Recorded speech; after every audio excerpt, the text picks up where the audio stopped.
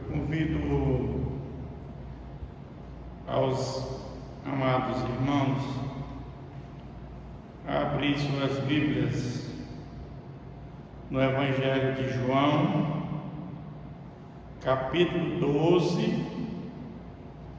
Vamos ler do versículo 20 até o versículo 36.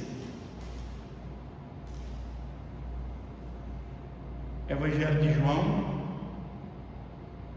capítulo 12,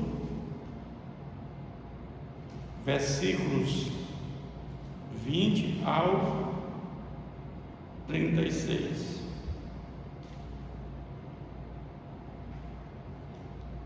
Ora, entre os que subiram para adorar durante a festa, havia alguns gregos. Estes, pois, se dirigiam a Filipe, que era de Betsaida da Galiléia. Lhe rogaram: Senhor, queremos ver Jesus. Filipe foi dizê-lo a André, e André e Filipe o comunicaram a Jesus. Respondeu-lhe Jesus: é chegada a hora de ser glorificado o Filho do Homem. Em verdade vos digo, se o grão de trigo caído da terra não morrer, fica ele só, mas se morrer, produz muito fruto. Quem ama a sua vida, perde-a, mas aquele que odeia a sua vida neste mundo, preservá-la-á para a vida eterna. Se alguém me segue, siga-me, e onde eu estiver, ali estará também o meu servo. E se alguém me servir, o Pai o honrará. Agora está angustiada minha alma. E que direi eu? Pai, salva-me desta hora. Mas precisamente como este propósito vim para esta hora. Pai, glorifica o teu nome. Então veio uma voz do céu: eu já o glorifiquei e ainda o glorificarei. A multidão, pois, que estava ali, tendo ouvido a voz, dizia ter ouvido um trovão. Outros diziam: foi o anjo que lhe falou.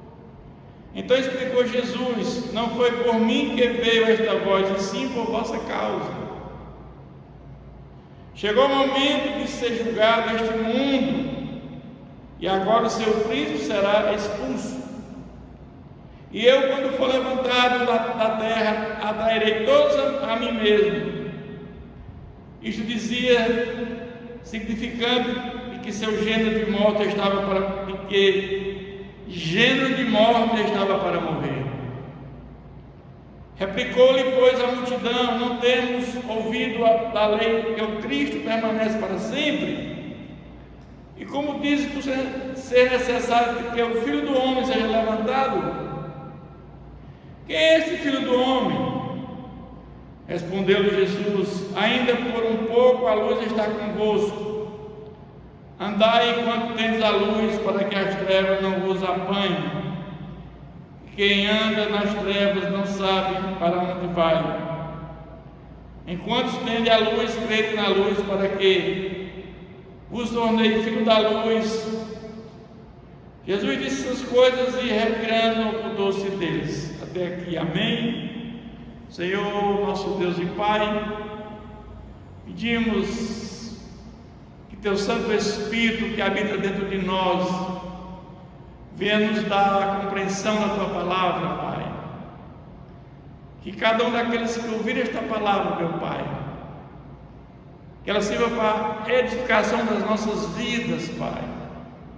Que possamos cada vez mais gozar da intimidade com o Senhor, para termos o privilégio que a nossa oração seja ouvida por Ti. Que esta palavra venha nos edificar cada vez mais. Oramos em nome de Jesus. Amém. À luz desse texto, eu quero falar da uma mensagem. Jesus teve que morrer para produzir frutos. Jesus estava longe de Betânia,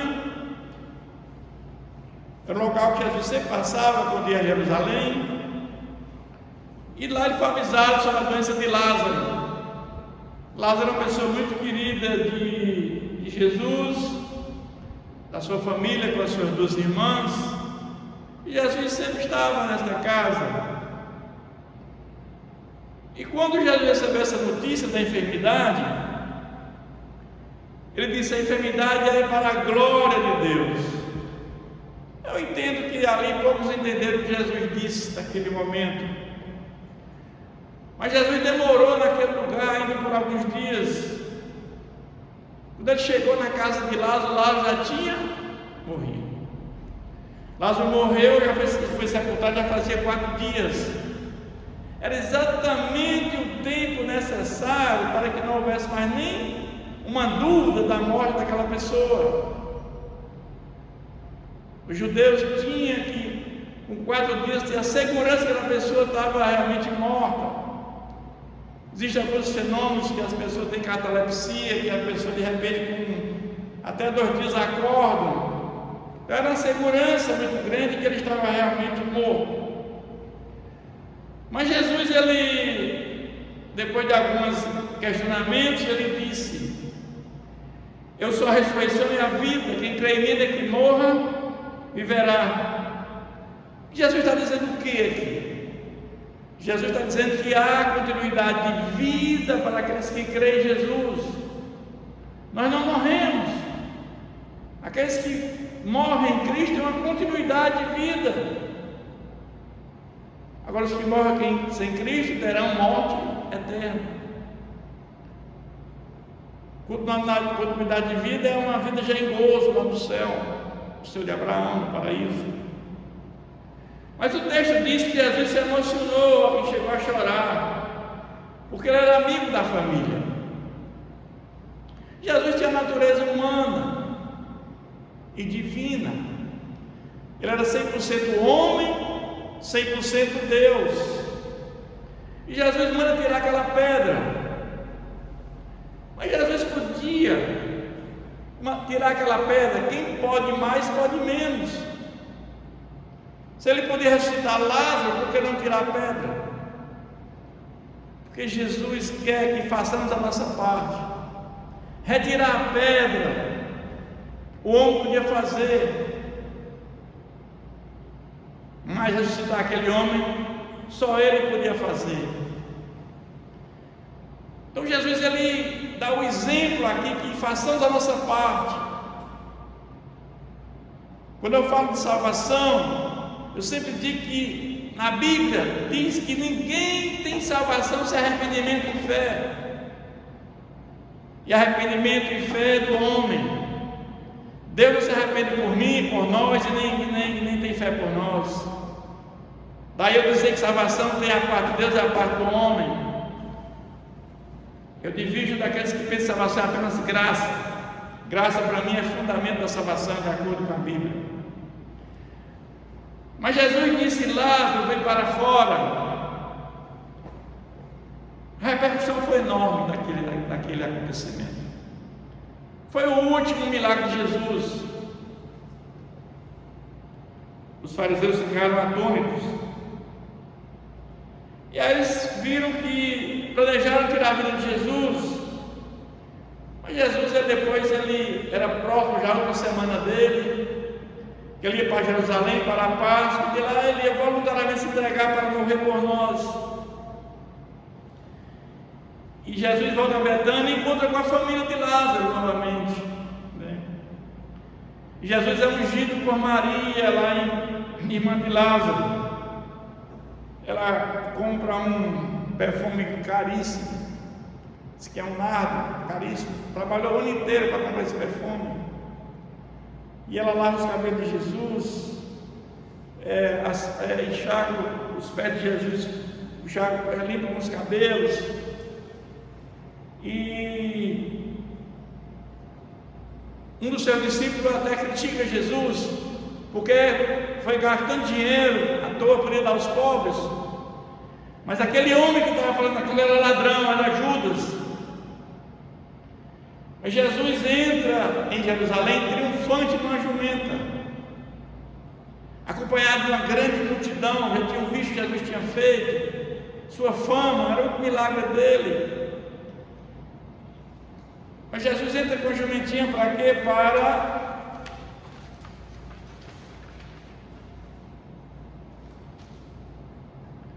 provar o que tinha escrito no Salmo. Ele entraria pelo profeta, uma jumentinha. Mas depois dessa introdução, eu quero voltar para o texto que diz: ora, entre os que subiram para adorar durante a festa, aquela festa da Páscoa, tinha uns gregos. Eu creio que eram alguns gregos que eram judeus que moravam lá no outro país, quando houve a época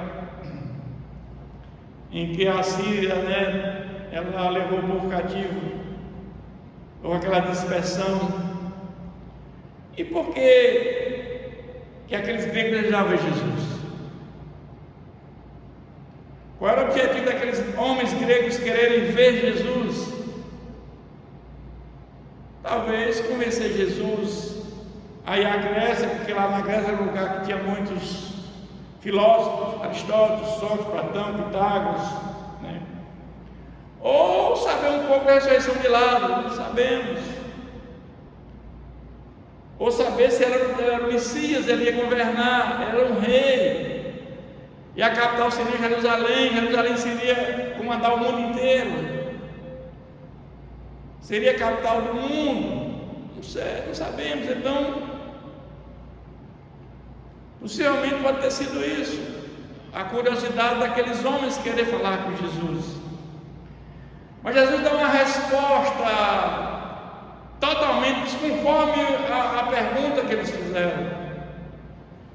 Jesus disse: é chegada a hora, versículo 23, de ser glorificado o Filho do Homem. A glorificação de Jesus seria pela sua morte. Jesus foi à cruz voluntariamente. Condenaram Jesus, Pilatos. Jesus foi voluntariamente. Se quisesse, ele não teria ido, ele era Deus. Ele tinha um plano de salvação para a humanidade, juntamente com o Pai. Era morrer no nosso lugar para derramar seu sangue, para trazer a graça como fundamento da salvação.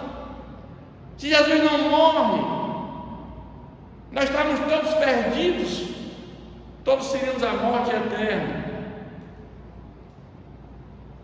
Era a semana de Jesus, era Páscoa. Jesus vai morrer naquela semana e vai ser glorificado, entregando a vida em nosso favor, oferecendo sua vida em sacrifício. E aí nós vamos ler que Jesus diz o seguinte, no 24: em verdade, eu vos digo que se o grão de trigo caindo na terra não morrer, fica ele só, mas se morrer, produz muito fruto. Jesus está dizendo uma coisa aqui interessante, que ele precisava morrer para produzir frutos. A vida é feita de rupturas. Jesus está dizendo: eu preciso morrer para produzir frutos.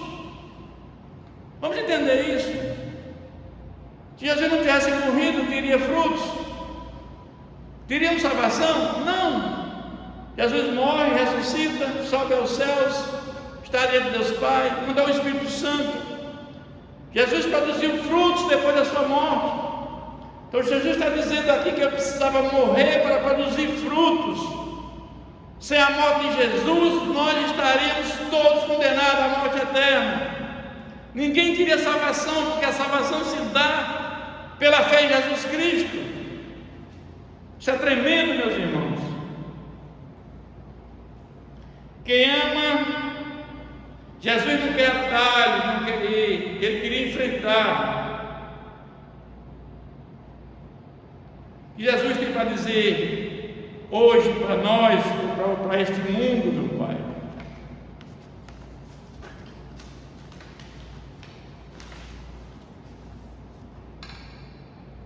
O nosso planeta está doente,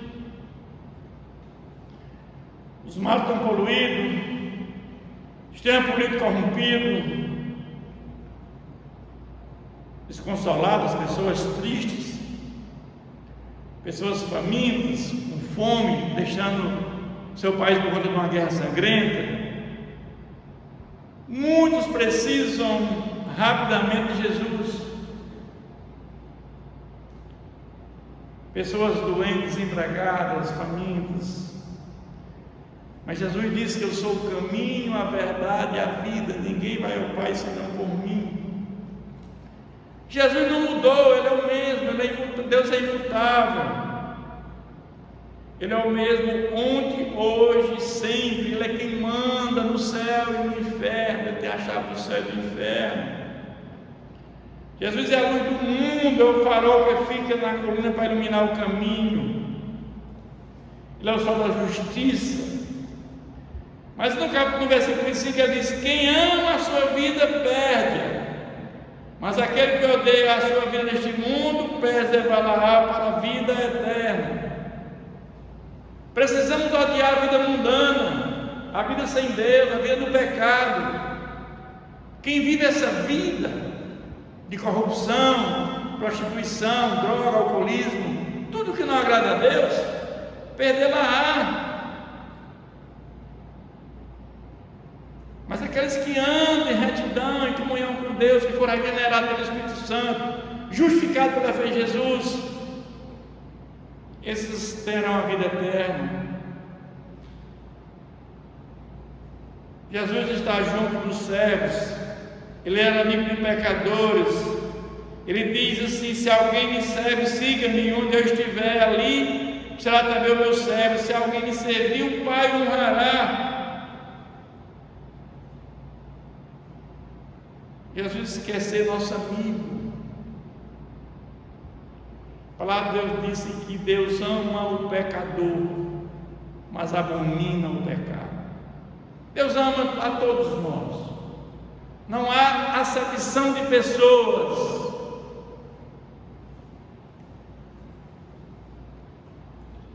Eu ia falar com autoridade, diferente dos fariseus que usavam hipocrisia.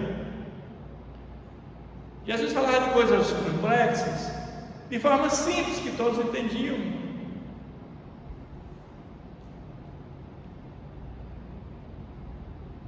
Jesus cumpriu o propósito do Pai. Ele é nosso Senhor e Salvador. Tem que ser Senhor e Salvador. Muitos querem Jesus só como Salvador. Vimos agora aqui um país, recentemente esse carnaval, festa da carne. Quanta coisa terrível, coisas assintosas contra Jesus. Festa da carne, querem Jesus como Salvador, mas como Senhor não querem, porque como Senhor você requer obediência, você requer renúncia, e as pessoas não querem renunciar às coisas prazerosas dessa vida, e acham que se morrer vão para o purgatório, lá vão ser purgados e vão para o céu. Não existe purgatório, não tem fundamentação bíblica. Outros vão ser reencarnados, também não existe reencarnação, eles voltam para Deus. Ou serão aniquilados, também não existe aniquilamento. A palavra de Deus diz que serão atormentados dia e noite pelo século do século. Se as pessoas bem soubessem cuidar da sua alma, cuide da sua alma. Jesus cuidou da nossa casa, da nossa vida, do nosso casamento. A palavra de Deus diz que todo joelho se dobrará, toda língua confessará que só Jesus é o Senhor. Judas chama Jesus de mestre, não de Senhor. Mas eu tenho uma pergunta para fazer: qual a proposta da nossa vida? Afinal de contas, por que nós estamos aqui nesta terra? Você existe porque Deus deseja que você exista. Você foi feito por Deus e para Deus. Enquanto não compreender isso, a vida jamais terá sentido. É somente em Deus que descobrimos nossa origem, nossa identidade, o que significamos, nosso propósito, nossa importância e nosso destino. Uma vida dedicada a coisas materiais, ela é morta. Ela é morta.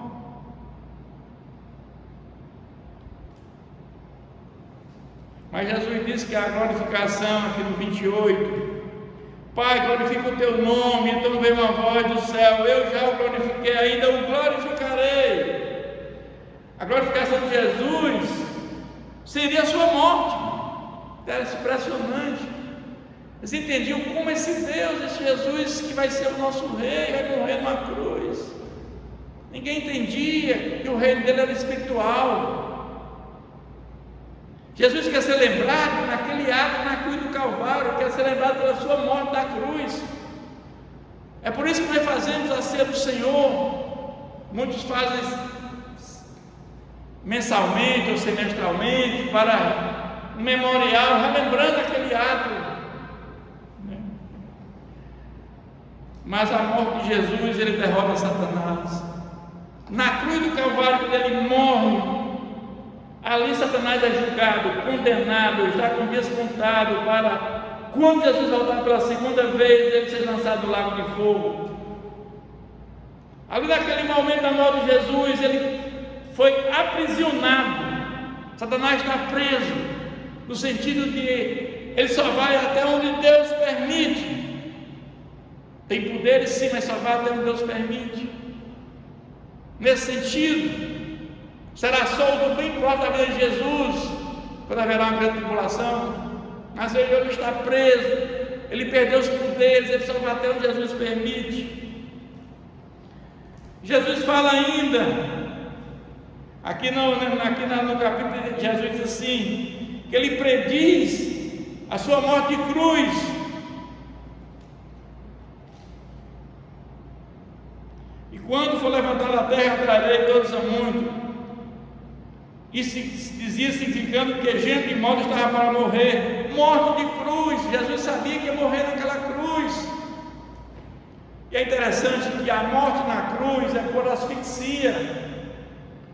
A pessoa ela tenta respirar, levantando um pouco, mas sempre lá nos judeus tem enterrado no mesmo dia da morte.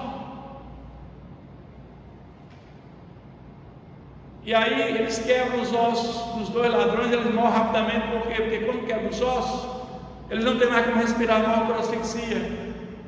Quando vão quebrar o de Jesus, Pilatos permitiu, não quebraram, porque já estava morto, para se cumprir a profecia, que não seus ossos serão quebrados. Tudo que tinha no Antigo Testamento a respeito de Jesus se cumpriu. Ele era o Messias que estava para vir, mas aqueles não acreditavam. Ele também fala que quem anda na luz sabe para onde vai, mas quem anda nas trevas não sabe para onde vai. Sem a morte de Jesus, todos nós estamos condenados à morte eterna. Imagina se Jesus não tivesse ressuscitado, o que seria de nós? Ele é uma pessoa normal. Nós não estaríamos pregando aqui hoje essa mensagem. Era uma pessoa comum como qualquer outra. Jesus trouxe a graça como fundamento da nossa salvação. Quem recebe pela fé serão regenerados e justificados pelo Pai. Eu quero concluir essa mensagem dizendo: onde é que podemos ver Jesus? Talvez no rosto de uma criança, porque uma criança ela é dependente do Pai. E nós também somos dependentes de Deus, da mesma maneira. Ele quer nos dar alegria e que cheguemos ao pleno conhecimento da verdade. Jesus quer que a gente chegue ao pleno conhecimento da verdade. Jesus quer que todos tenham a salvação e a vida eterna. Podemos ver Jesus naqueles que têm esperança, apesar da desesperança, do desespero. Muitos estão numa situação dificílima, mas ainda estão firmes, agarrado com Jesus. Podemos ver Jesus nessas horas. Podemos ver Jesus naqueles que estão distribuindo comida para aqueles que têm fome, aqueles que recebem. Podemos ver Jesus nesse momento de amor ao próximo. Podemos ver Jesus no esforço de Deus para alcançar pecadores. Versículo mais conhecido da Bíblia, João 3,16: porque Deus amou o mundo de tal maneira que deu o seu Filho unigênito, para todo que nele queira não pereça, mas tenha a vida eterna. Deus deu o seu Filho, o único Filho, para morrer em nosso lugar. Podemos ver Jesus no esforço de Deus para alcançar pecadores. O sofrimento que vimos neste mundo é desproporcional à dignidade das pessoas. Jesus, ele tinha duas naturezas, humana e divina, 100% homem, 100% Deus. Como natureza humana, ele conhece os nossos problemas, as nossas limitações, o que nós somos capazes de fazer ou não. Ele conheceu